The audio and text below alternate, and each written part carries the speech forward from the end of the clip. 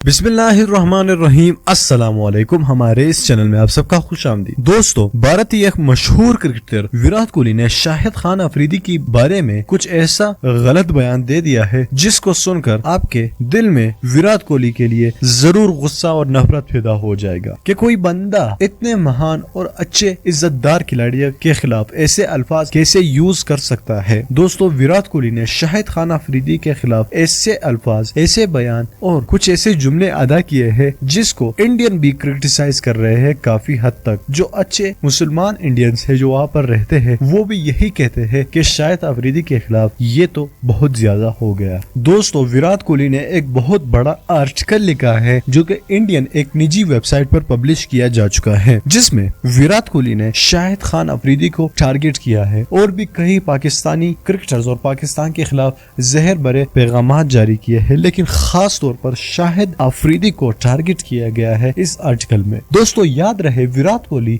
इससे पहले भी शाहिद खान अफरीदी के लिए कुछ अच्छे अल्फाज और शाहिद खान अफरीदी की तारीफ करते आ रहे थे और बाबर आजम काफी पाकिस्तान और पाकिस्तान के बारे में विराट कोहली के अच्छे ख्यालात थे। हमने इस पर बहुत सी वीडियोस बनाई है, आप चाहे तो देख सकते हैं विराट कोहली के पाकिस्तान के बारे में बयान। दोस्तों, लेकिन अब विराट कोहली का रवैया पाकिस्तान की जानिब कुछ ज्यादा ही चेंज हो गया है, कुछ ज्यादा ही अलग हो गया है। दोस्तों, उस आर्टिकल में विराट कोहली ने क्लियर अल्फाज में लिखा है कि शाहिद अफरीदी इस वक्त एक डोनेशन चला रहे हैं और दुनिया के बहुत से क्रिकेटर्स ये डोनेशन चला रहे हैं। ये कोई डोनेशन वोनेशन नहीं है, ये कोई फाउंडेशन नहीं है, बल्कि अपने आप को मशहूर करने के लिए भिखारियों वाली आदतें हैं। ना तो वो अपना पैसा लगाते हैं, बस लोगों से लेकर के, बड़े बड़े लोगों से लेकर के अपने आप के प्रमोशन करके अपने आप को एक स्टार और एक हीरो बनाते हैं गरीबों की मदद करके। असल में ये लोग ही फकीर और गरीब है। विराट कोहली का ये कहना था शाहिद खान के बारे में। दोस्तों, सबसे पहले मैं हम आपको थोड़ा गाइडेंस दे सकूं शाहिद खान अफरीदी के फाउंडेशन की जानिब से। दोस्तों, शाहिद खान अफरीदी जितने भी रेवेन्यू कमाते हैं, जितना भी एडवर्टाइजमेंट करते हैं, जितने भी ब्रांड्स के साथ वो कॉन्टेक्ट और डील करते हैं, जितना भी